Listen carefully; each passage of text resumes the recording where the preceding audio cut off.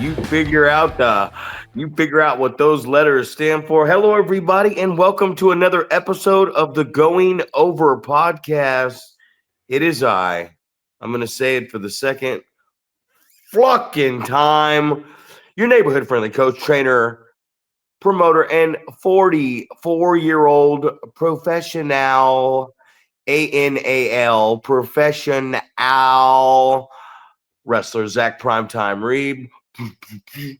Joined alongside my podcast partner, as always, with his beautiful headphones on and his very, very carrot cake-like orange shirt. It's the 7-foot wrecking ball, Paul Isadora. What's up, brother? Oh, not much, man. I decided to wear my construction orange T-shirt because that's the type of people that we want to attract to the Boomtown show. Just the everyday, common American, just coming up in there and just wanting to see some entertainment, man. So just trying to get in the groove, man. That's what's groovy nowadays. That's what attracts the common American. The construction because I got this construction orange on. It's just like my boy Johnny Fuego likes to tell the old ladies, "Get over here, kiss me, kiss me." I told him, man. Once again, this young man has made out with another elderly woman. And this time the funniest part was I watched it happen. And the best part was I heard someone in the background say, "You better get in that will." You know what I mean? Like someone said that. You better get on that will. I was like, oh my goodness, man. As he in this video too, I wish we were at this point where we could show it. He picks her up and he's carrying her out towards the street and then turns back around and someone says, "Well, why did he even pick her up if he was just going to bring her back?" And I said, "Well, because didn't you see the sign? It said no alcohol past this point." Nice. A rule follower. He's just he's a rule follower. He's a heartbreaker. Man, what type of confidence does this guy have since the Winnemucca or the Yarrington show? This guy's got, you said zero or he's got a lot of confidence. Oh 100%. Man. I don't know if that's confidence, ladies and gentlemen. I think it's borderline stupidity. You know what I mean? They always say, lower your standards, up your odds. They're up. There it is. They're up. That man is up. Lot going on, man. There's always a lot going on in professional wrestling, and a lot of it ain't always good. If we can get down to the brass tacks of everything, with Boomtown coming up, new town, new opportunity, and a chance to see if this thing's gonna do. Last show the attendance wasn't where you wanted it to be. Been there many times before. Now we go into a situation where we're in a bigger, more populated venue. Are you excited about this? Are you nervous about this? Are you worried about this? Well, I don't think I go into any show being nervous or worried. I think that we're going to put on a great product. We're going to go out there and we're going to do what we do and put on a great show. It's just one of those things where you think about logistics. The first time you go somewhere, I think I felt blessed that you guys got to Yarrington first, right? You guys got there, you got the ring set up, man. I got in there and it was like, it was beautiful, man. It was like, I don't think you could have set the ring up any better, in a better spot. Like, there was perfect, an amount of room for chairs and where the entranceway was going to be. And where the fans were going to come in, like everything was dialed in. So if I'm nervous about anything, that's probably what it is setting up which door the people are going to come in, where we're going to be within this big giant room, where we're going to set the ring, where the locker room is going to be, how the chairs are going to be set up, like logistics stuff. I never really worry about the actual show itself. I think we've got all the pieces in place. When it comes down to, you've got the people that are doing the music, you have the ring announcer, you have the ring crew. I mean, you have everything already set up, right? You're set up for success. So, and it's going to be unique because now we've got, it's going to be in a casino, right? So you're going to have people that are there vacationing, traveling, things like that. And they're going to see advertisements for this wrestling event throughout the casino. On top of all of the advertising that's been getting done for the show itself, as far as flyering and social media blasts and all types of things like that. So it's one of those things that, like, I feel like it's a really great feeling knowing how much of a buzz that it's creating. People reaching out and showing their excitement and things like that. So I think I would say I was excited about what's going on.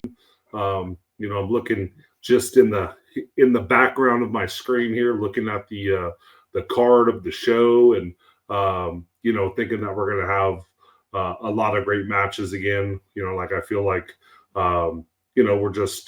we're just getting better and better as far as the quality of the cards and things like that, and storylines moving forward, and getting people involved and getting people excited to see what's going to happen next with the storyline stuff that's been going on. So what about you, man? As far as you just had 8 straight shows, 8 weeks in a row where you had shows, and now this is your time to kick back a little bit, take a deep breath, and just relax for a little bit. Oh man, you talk about relaxing, man. I was sitting here and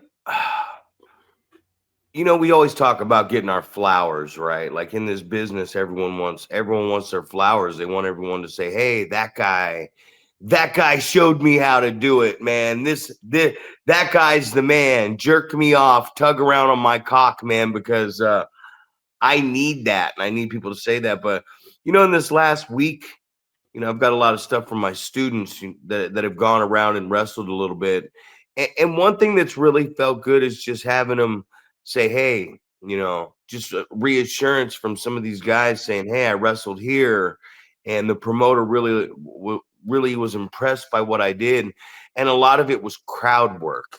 You know what I mean? Just working the audience, not so much focusing on the moves. And I always find it funny when we get to these events that you talked about not being nervous, right? You were like, "Man, I'm not nervous for the wrestling part of it." And I feel like if you don't have some nerve going into the wrestling part of it, then like, what the fuck are you doing it for? You know what I mean? And I'm not, but I said worried. Are you nervously like worried? Are you like, "Oh my God, what if we don't draw?"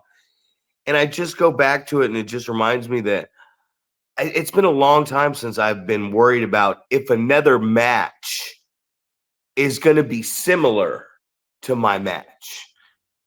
And I see that smile on your face, so I know you know what the fuck I'm talking about. Where it's like, I don't worry. I don't sit in a locker room and I worry like, "Oh, what moves is this guy gonna do?" Because I don't even go up and ask that anymore. I'll ask like, and my guys do it too. We'll ask like a scenario like, "Hey, is anyone using the belt in their match?" And I remember when we were down in Urington, Arsonist came up and said, "Hey, is anybody using the belt for the finish in their match?"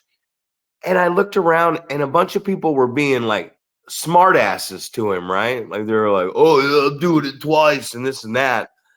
And even though everybody was joking around with him, I was just sitting here in my head, just kind of shaking my head like, here's a guy who's only been in the business for 3 years, who's my assistant now.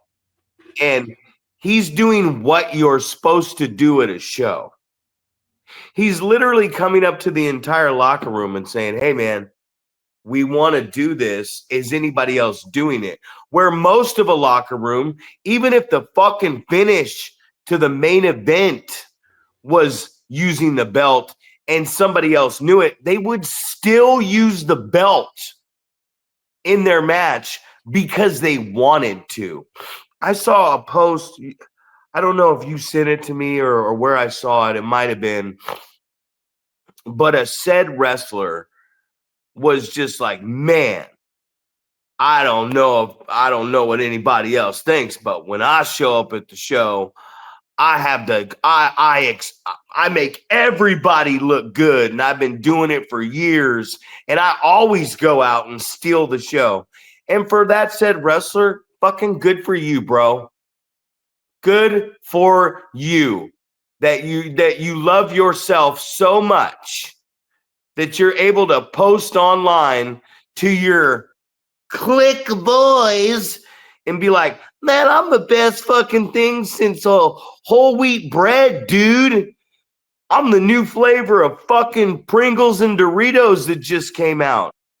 If you're going online to tell everybody how fucking great you are, there's a very, and I do mean very, high probability that you are not that great.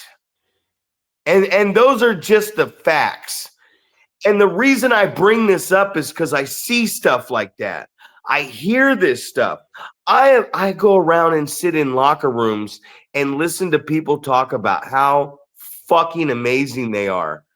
And they're the same people going out there making this simulated fake fight that we're supposed to make the paying audience believe is real and invest in it. And they're not doing that. And I know they're not doing that because they're so fucking stupid that they're putting it in this little box for us to look at, Paul. Right? You can, like I said, you can't take a piss in the parking lot at a wrestling show without being able to watch it on that social media. You know what? Follow on Instagram, add me on Facebook, fucking mark it up on Twitter X. Or how about this? If you guys got all that fucking time to post a bunch of stupid bullshit, hit that subscribe button, motherfuckers. Zack Primetime Reeb over here. You know, give us some likes, some shares, some subscribes, some comments. But what I'm getting at basically is like, it was nice to see somebody who's been in the business executing like proper etiquette before a show. Like, oh, hey, is anyone beating anybody with this and doing that? And I just bring it up because, and it wasn't like malicious because we're like the mean girl companies around here, but I just thought it was funny that people were like, didn't give him a straight answer. So I feel like in this time and age, when somebody is trying to do it the right way, he almost gets mocked for it. You know what I mean? Well, there's no doubt about that, man. And it's I guess it was like when I heard him say that, I was like, obviously that's what you want to hear. You want to hear someone going, hey, here's what we're thinking about for our finish. Is anyone else doing something similar to this? But it's comical because so many people don't think about that, right? It doesn't matter. Like, I don't remember when it was, but I remember watching a show where the first 3 matches in a row worked the leg. And I'm just like, did these guys not talk to each other at all in the back?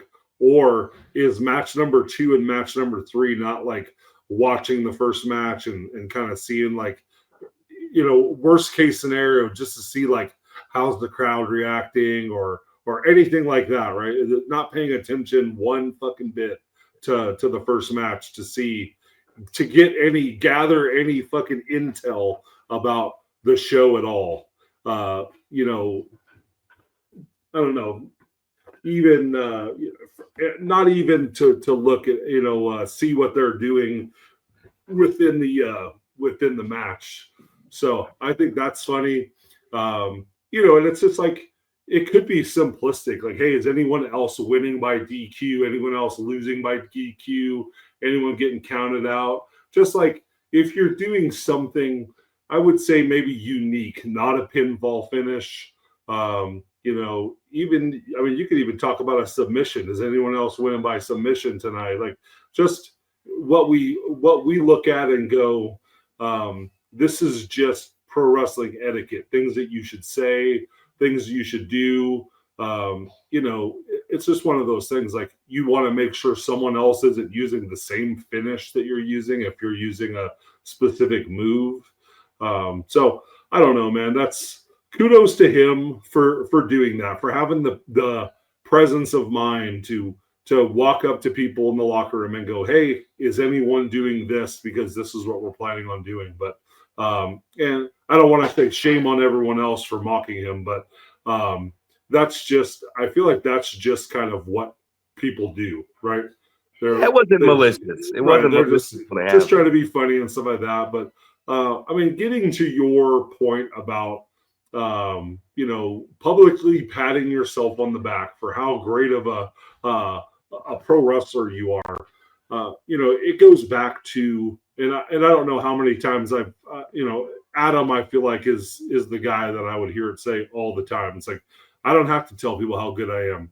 People tell me how good I am. You know, like, you're not going to have to go out there and solicit fucking compliments from people.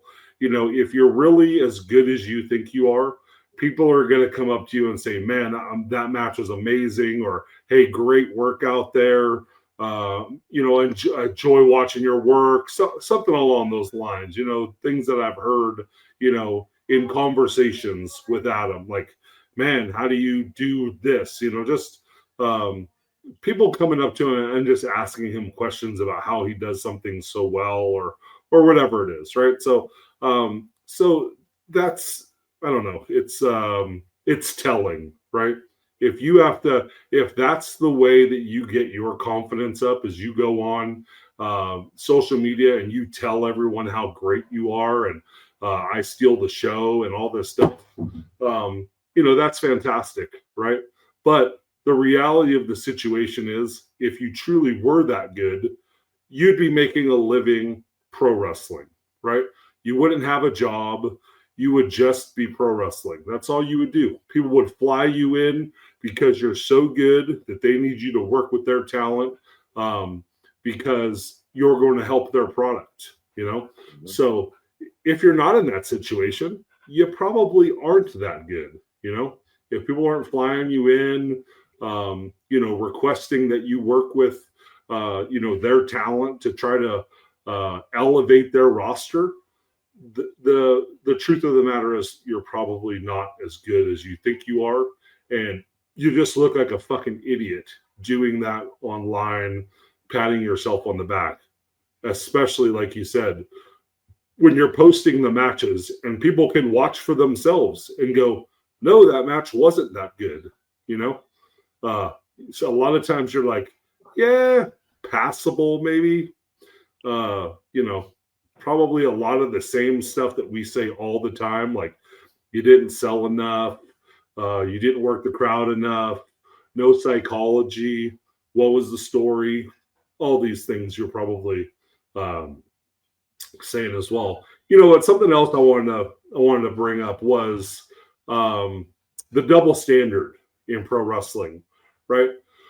A lot of times, you know, and I think I'll call myself out here, you know, because I am definitely the guy that's going to tell the guys that we're training, anybody that I come across, somebody that is trying to do pro wrestling, even if it's not for a living, their only means of income.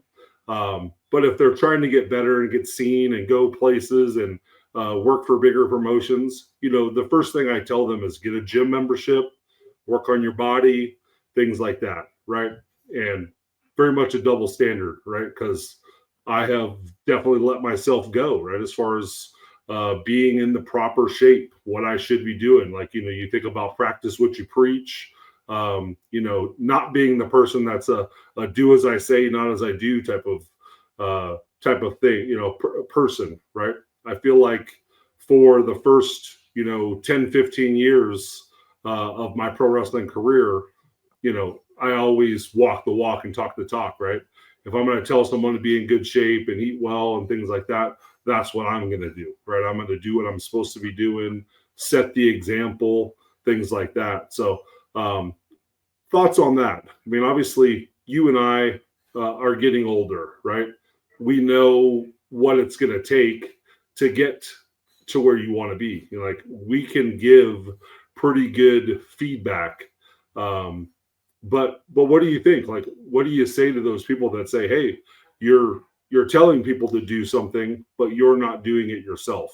I think for me, being in shape, diet, things like that, are probably something that I need to get back on track. I told you last time in the last 4 or 5 weeks, I've gone from 360 pounds down to 333 pounds. So, trying to make some progress, knowing that I am, planning on trying to get back in the ring, and I want to be at my best. Not just because I want to look good, but I want to be healthy for my family, and I want to be the guy that can take care of people in the ring, right? You and I joke back and forth about I've never hurt someone in the ring except for the choke slam off the top, the coffin drop in the middle of the ring. But Darby Yeah. Reeb. That's it. So what do you think about that? Well, I think what people are going to have to do is they're going to have to listen to Zack Reeb a little longer than 19 seconds, right? They're going to have to go, hey, once I hit that 20-second or above mark, don't tune this guy out, because you got to keep on listening when things are getting spoken to you, right? No, it just comes down to, man, there's so much. What is your body of work? What are you doing? Because I don't give a fuck what anybody else thinks. Like, I care what people that I care about that are in my bubble and working on same team, same dream type thing. But I don't care what anybody else thinks outside of that. If somebody says, "Hey, man, who have you put out to the big time wrestling?" I'm like, well, who the fuck is anybody really put out to the big time wrestling? Because no matter who you are, somebody else, it's like a move or a gimmick or something like that. If somebody in WWE sees something cool on the indies, case in point, Beyond the Mat, Mike Modest did the bitch slap against Tony Jones, and I forgot who it was, but someone I'm stealing it. You know what I mean? And they will steal it. If they like something you do, they're going to take it. So it doesn't matter. Like, we could go back and say, who trained John Cena? Well, I mean, I'm pretty sure he was down at the Galaxy at Rick Bassman or Baseman, whatever it was. And I'm pretty sure Ollie Steinwant was down there coaching at the time. Did Oliver John, should he get the credit for training John Cena, the fucking prototype? You know what I mean? Maybe he worked with them down there. Maybe he got his foot in the door. It's who I'm working with now and what I'm doing. Are these guys going to listen to me? And when they do listen to me, and it ends up, like I was saying earlier in the program, having some of the guys say, "Hey, thank you, man. Thank you for showing me how to slow this thing down. Thank you for showing me how to make sense of this. Thank you for when things get lost or I think I fucked up, the promoter didn't notice I fucked up, because we just continued to flow on and we didn't let the mistake we didn't show that it was a botch, as they call it." And at the end of the day, I was talking to a wrestler and I said, "Hey, man, I don't disagree with anything you're saying about wrestling. You know, sometimes in the business, it's not that I'm not arguing with you about wrestling. I'm arguing with you or asking you why you're a piece of shit, or I'm asking you if you have a problem, or why did you quit doing this, or where do you think you're going next?" And I don't I laugh. I laugh at people who really do boast and brag about themselves, because like, man, you don't have to. Nobody cares. No matter if you do go somewhere and wrestle or whatever, but nobody cares, man.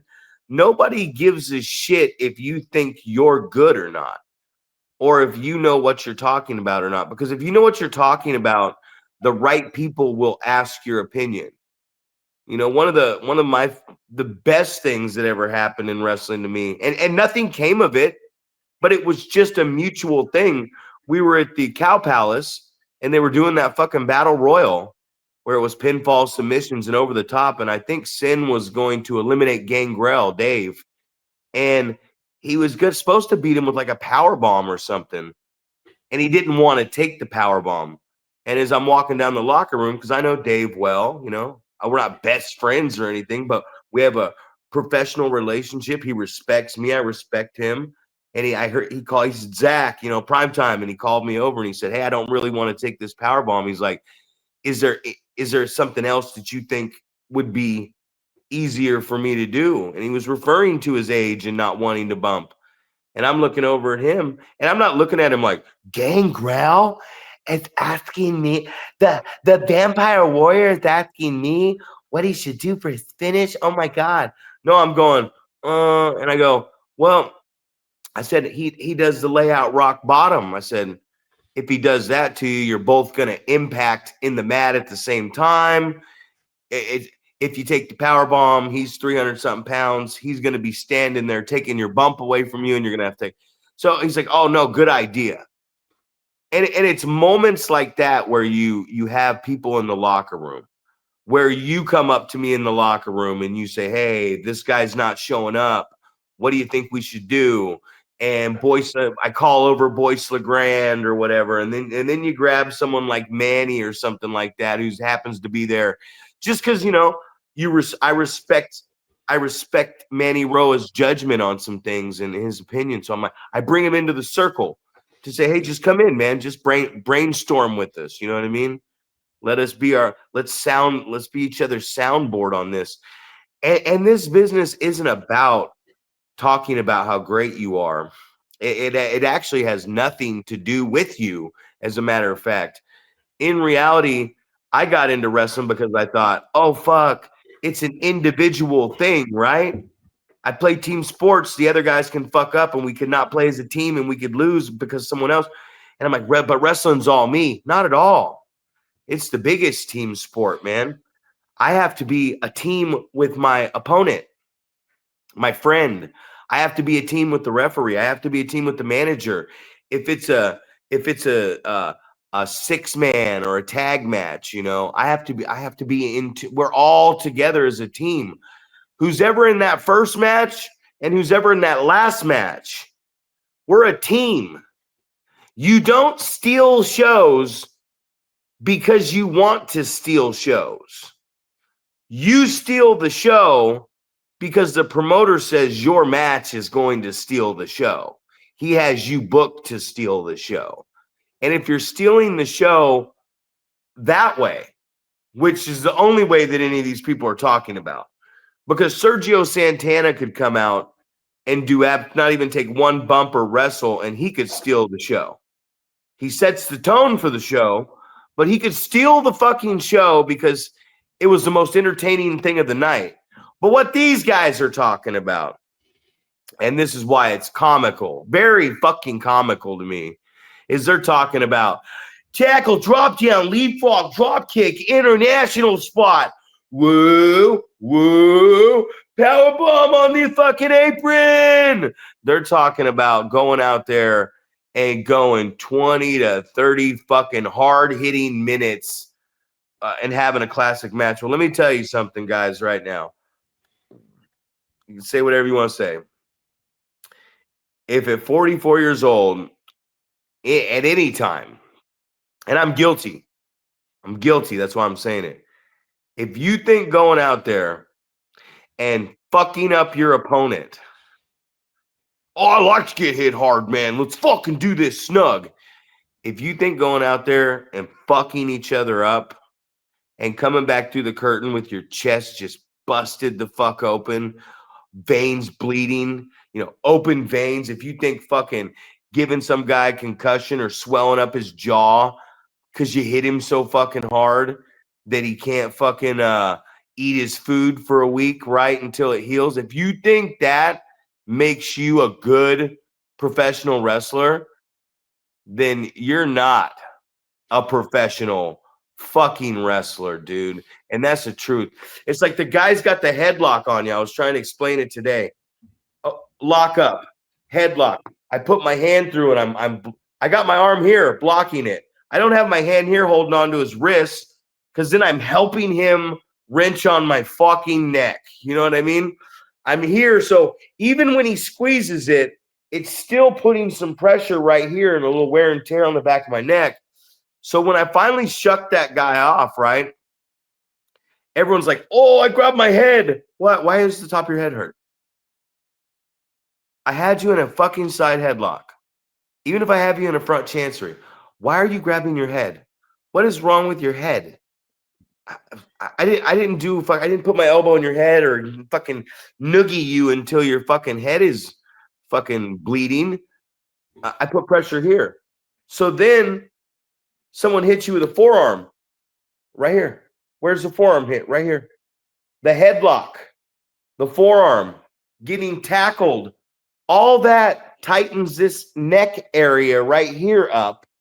Like we were pulling down on a lap bar and we had too much weight and we weren't based enough and we strained a muscle. We've all woken up and felt that, right? You drove down the road on a long trip and been like, oh, fuck my neck. That's why we put the side headlock on, man. That's why we hit people in the pocket with the forearm. That's why we do the European upper. That's why we do all this stuff, is because that part of the neck is the most common thing to work in professional wrestling. When you choke slam somebody, Paul, it's not the fact that you're choke slamming me and then you lateral press me at 320 pounds and I can't kick out of it. It's because you splatterbug me. You shouldn't choke slam me and I shouldn't go. You should choke slam me and my body should go limp however I land. And the audience needs to look at that and go, oh, fuck. Done. Just like what would happen if you choke slam me out here on the concrete like that? Call the fucking paramedics. Hopefully I don't hit the back of my head too hard because I could die. Power bomb. Done. These moves that are finishes that we're fucking taking where we get splattered on the mat, let's go ahead and sell those like it knocked us out. Because if we don't, we're just killing a finishing move. If somebody wants to get a submission over, the very second that you don't tap out to that, I get fighting around and trying to get to the fucking rope, right? But you got to be defending it too. So the second you're fighting and rolling and he catches you in the middle of the ring and tightens it up, because if we don't, then you better find a new finishing maneuver. So everybody is so worried, and we say it all the time. Everyone's so worried about all this, and nobody's worried about this.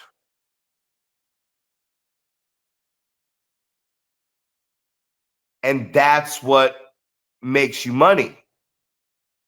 And all these guys go, oh, I make money. Yeah, you might overcharge a mark promoter for money.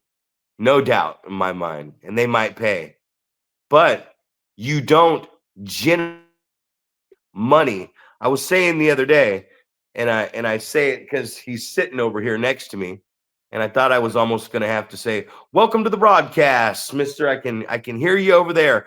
But so Sin, he's in the ring, and there's a 500-pound guy standing in the ring with him. Bad News Blakesley. And the crowd of 300-400 people confidently, very confidently start chanting in unison, "Sin's gonna kill you. Sin's gonna kill you." And he's standing across the ring from a guy that has the belt and he's bigger than him. I don't know, man. That sounds like somebody who's pretty fucking over with the audience to me. That sounds like he doesn't have, they're just standing in the fucking ring together. We talk about Goldberg and Lesnar all the time. You know, I almost died and got a holy shit chant. These two guys are standing in the ring and haven't touched yet in front of 80,000 in front of WrestleMania, holy shit chant. They're chanting he's going to kill you to a guy twice his size. That spells some revenue in my eyes, man, because they're not doing nothing.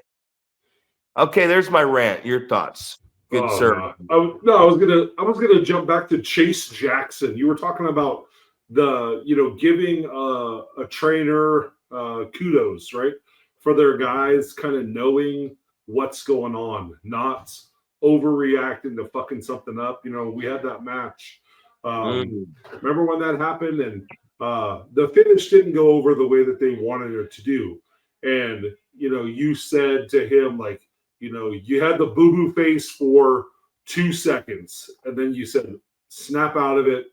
Let's figure out what we can do to quickly remedy this where nobody's going to be the wiser.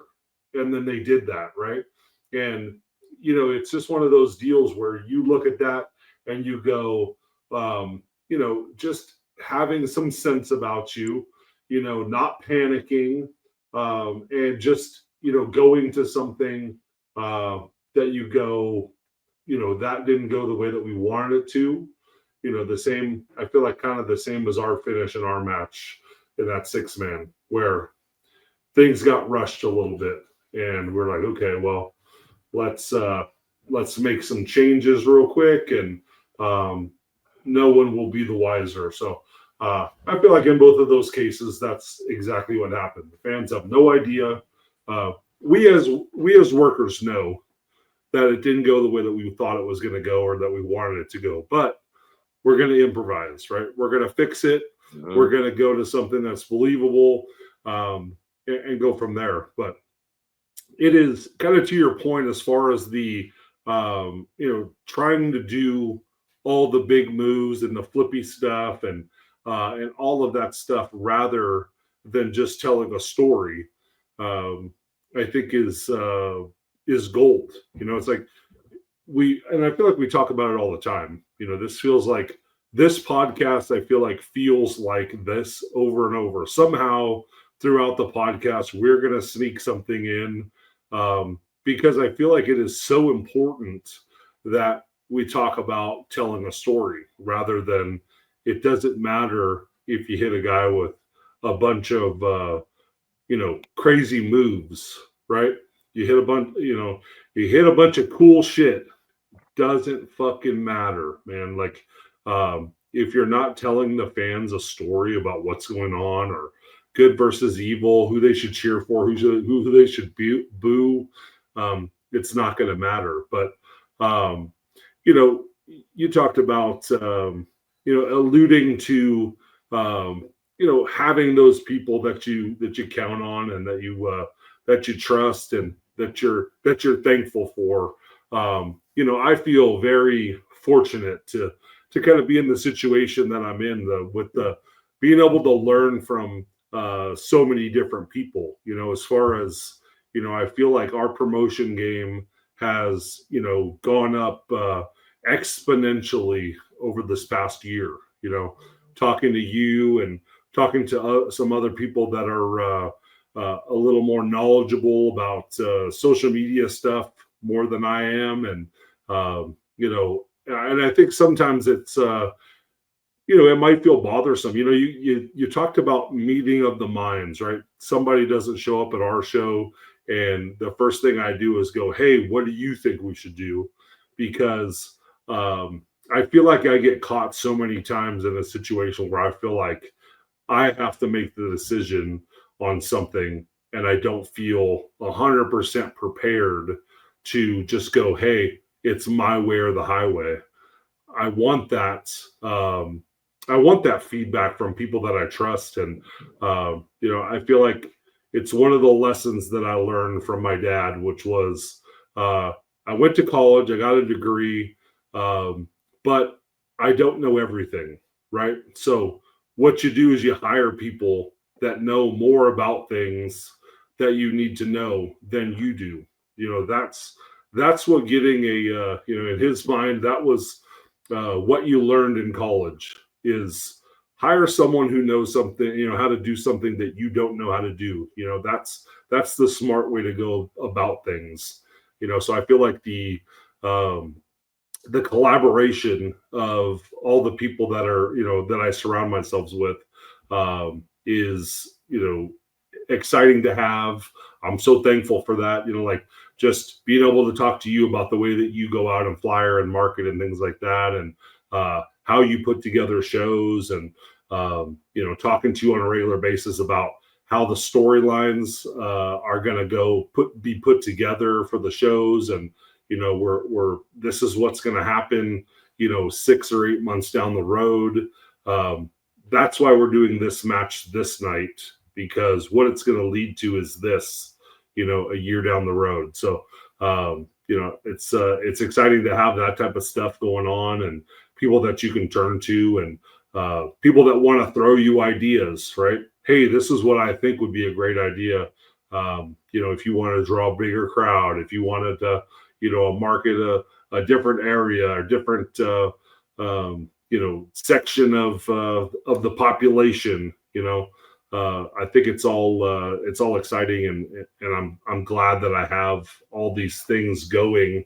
Where I feel like we have these conversations where I'm constantly learning, although I feel like I have a lot of life skills, common sense, and but at the same time, it's different perspectives that I think make things so dynamic.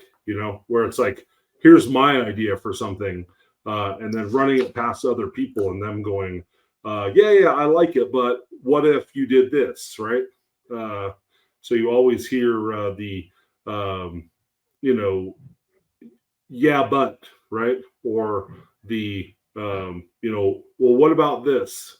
I like it, but why don't you add this? Or what about this type of conversation? So uh, I'm definitely glad that we have those type of things, with all the people that we're surrounded by. And, when you have a locker room full of guys like, yourself and Rick and Boyce and, all these guys that have been around and have been in different situations, you go, oh, well, I was on a show where they did something like this. What do you think of that as an idea? So the collaboration is always something really special that I look at fondly, that we're able to do that, and I feel like that just elevates everyone's product to the point where hopefully it's just going to start blowing up. Well, I like to say, man, I I'm not right all the time, but I'm right a lot of the times. And the reason I'm right a lot of the times is because how many times I've been wrong in the past. So many fucking times, man. Personally, professionally, everything. I've made so many fucking mistakes, right?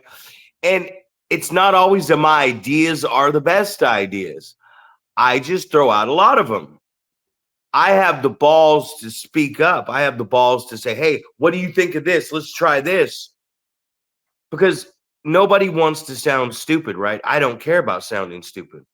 I'll throw every fucking performer in that locker room 10 ideas. Maybe they don't like any of them. Maybe they like all 10. Maybe they like one. But if they like one, then we can go from there.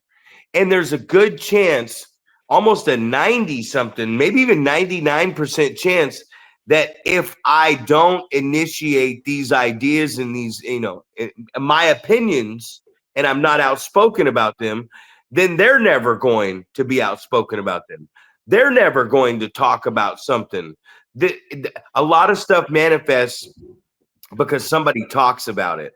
But it's not just talking about it because you have ideas. It's talking about it because you have experience, because you are able to know how to. Man, before my coach, before we drifted apart this last time, and I had to go my way and he had to go his way. One thing that he made very clear to me, and I didn't take offense to it, was that I wasn't a great booker. He said, you can book, you get putting matches together and characters and stuff like that, but he said, you're not a great booker. That's the one thing I will tell you, you're not. And I didn't take offense to it. I took it as, man, I feel like I'm good at all these other aspects of this game, and I'm willing to work my ass off at everything, harder than anybody else. And that's what I focused on. I kept this balance of everything else all the way through, but I said, no, I want to be a great booker. I want to be a booker that people look at the end of the day, whether they have said it for 26 years or never said it. I want them, before this is all said and done, to say, look at that. Look at the way this shit's going together. Zack Reeb is a great fucking booker. And you could hear this now, you could laugh about it, but when it's all said and done, just like anything else that I go after, you will say that. And you will say that because I'm willing to put in the work. I'm always on time. I'm the first guy there. And if someone else is there before me, then there's probably a good chance they're going to be something special in the business. I'm one of the last guys I'm first there, last to leave still. I still load the fucking trailer. I still help with the ring. I still help everybody on the card. I still show up and train in the ring when I don't have to. I still put in all this work now at 44 that I don't have to do because I'm not fucking going anywhere that I need to be putting in this work. I do this because that's just the way I live, man. My parents, when I was younger, people said, oh, you're spoiled. No, I'm not spoiled. If I wanted a fucking bike, Pop handed me the fucking pushing lawnmower on a 5-acre fucking farm in Loma Rica and said, get to fucking cutting. Here's the goddamn weed eater. Trim around this whole thing too when you're done so it looks nice. Work ethic was instilled. The work ethic today is bullshit. And it's not just some old guy going, oh, you young kids don't work as hard as me. No, I think there are some young kids that work hard. I thought Rayshawn Prince had a very hard work ethic. Jesse Garcia, great work ethic. And I'm talking about my guys. Arsonist, great work ethic. 18-year-old Ethan Reno, from the time that kid was 15, going to school, and very hard work ethic. A lot of the guys and a lot of guys from our generation are fucking lazy. It's either I'm doing one thing, but I'm not doing the other. Or I'm doing the other thing, but I'm not doing this. Nobody's putting it all together, man. You got to show up. You got to put in the work, man. You got to sweat. If you ain't putting in the work, the results of what you're doing are going to show. Don't matter. If you're putting the work in the ring, but you ain't putting in the work in the gym, we're going to see that result on your body. If you're putting in the work in the gym and not in the ring, we're going to see a good body, but someone who sucks in the ring. It's just clear what's going to happen here. You know what you have to do in any line of work that you want to be good at, man.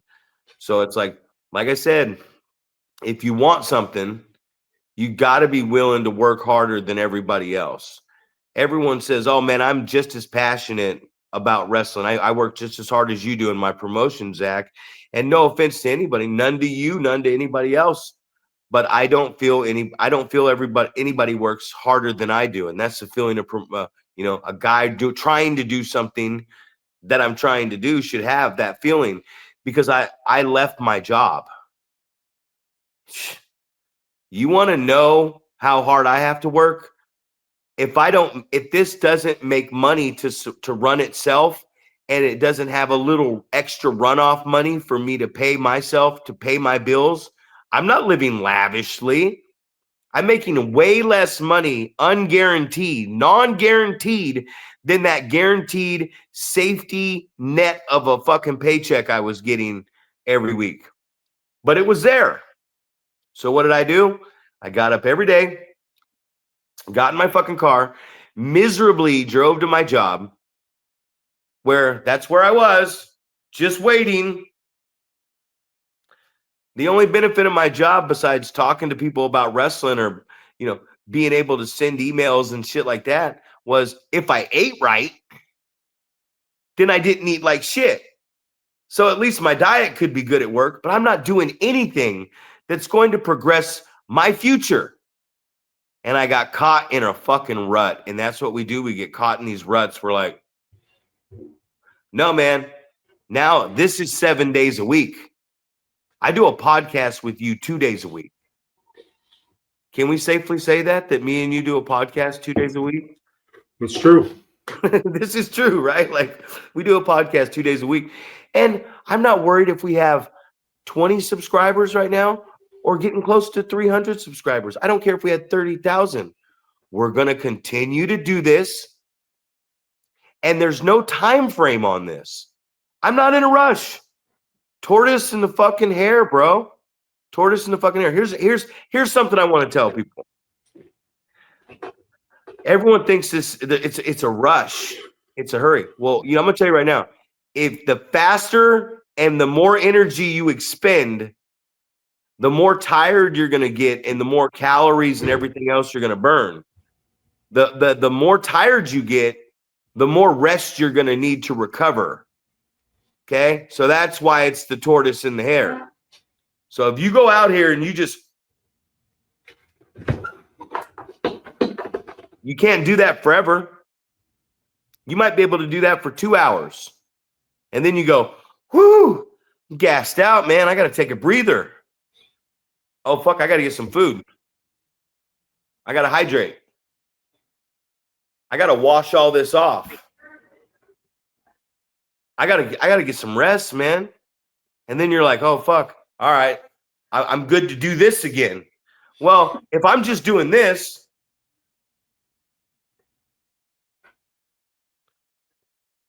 I'm going to catch up to you because I don't have to wash that shit off. I don't have to sleep and get my energy back. I don't have to pile a bunch of food in me because I burned all. I don't have to do none of that because I'm just comfortably doing this. And you're over here just going, "Rrrr." But if you're not willing, there's nothing. Nobody works harder than a man who doesn't have money to burn, who doesn't have a safety net. So if somebody says, man, I work just as hard as you. Gabe Ramirez. No, Gabe Ramirez works his ass off. Hell of a promoter. Billy Blade, hell of a promoter. Whether one's promoting Lucha Libre and one's promoting midget wrestling, it don't matter to me. Those guys, I don't care what niche they found to promote. They're doing it. And I want to be doing that. And I'm promoting a different niche. I'm promoting American style professional wrestling, your good old fashioned WWF from back in the day that we all fell in love with. That's what I'm doing. But I'm doing it a different way with different characters and a shoestring budget. You know what I mean? But one day I won't be doing it on a shoestring budget. But that's the thing. I'm taking a chance on it. And if it works, it works. If it don't, it don't. But damn it, Paul, I'm not going to sit here in my life and get up every day and go to a job I hate and end up being 60 years old or even 50. No offense to anybody. You know what I mean? But that's not what's going to make me happy in life, man. It hasn't made me happy so far. So why the fuck would I continue to do that to myself? It's going to mess with my mental health. And I'm just going to have resentments and regrets later in life. Sorry about the rant, man. Sorry about the rant.